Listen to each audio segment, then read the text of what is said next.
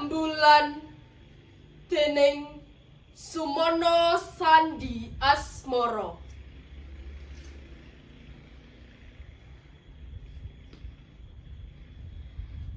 Dudu rembulan sing sigar kena jemparing. Nalika Permati dolanan Pasopati.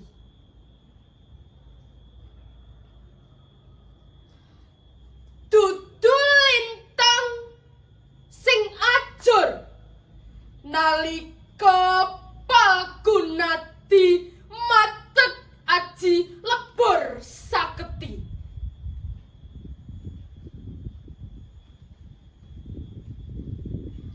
Lintang lan rembulan tetep benteong gandulan langit. Mong manungsa sing rumangsa bisa ngrapal mantra adeg-adeg.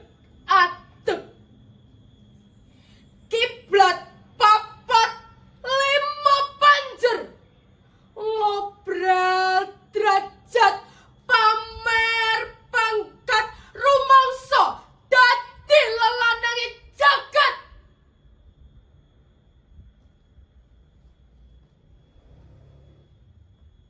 Dudu rembulan sing sigar kena jemparing. Nalika Permati dolanan Pasopati. Mongko nang kinukop kabar jomplang.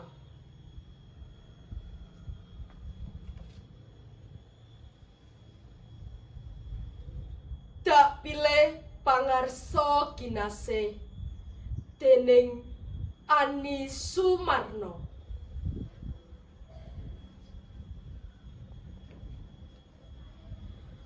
Pangarsa kinase ya pangarsa sing bisa ngrasakake ngelih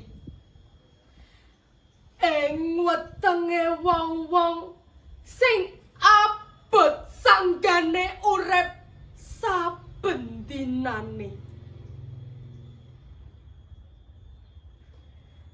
Alusing budi lan aruming wicara jumbuh karo grenjet greget budidaya nyukupi butuhe warga sabangsa.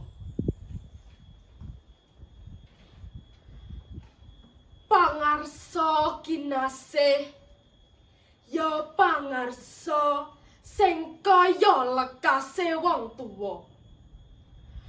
Sadurunge si anak ngrerepa wis ngerti butuhe apa.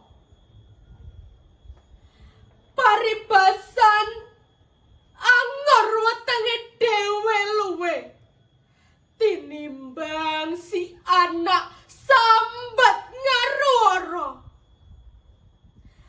Dak pilih pangarsa kinasih ya pangarsa sing lesane sembada karo tumindake. Ora mung janji-janji sagumo tibane mung pambujuk.